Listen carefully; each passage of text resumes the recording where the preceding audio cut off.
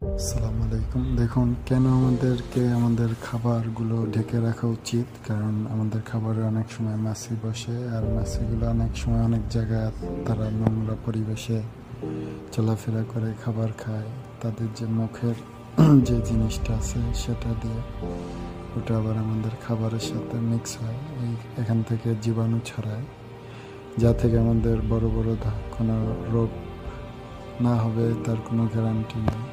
তাই আমরা সবসময় চেষ্টা করব আমাদের খাবারগুলো ঢেকে রাখার জন্য। আর মাছি যেহেতু এমন একটা প্রাণী যা ওরা সব জায়গায় বসে, তাই আমাদেরকে আমাদের খাবার দাবার এগুলো সবসময় ঢেকে রাখাটা উচিত। দেখুন একটা আর কি তেলাপোকাকে কীভাবে খাচ্ছে, তাই সবসময় খাবার ঢেকে রাখার আহ্বান করতেছে, যাতে মাছিগুলো আপনার খাবারগুলো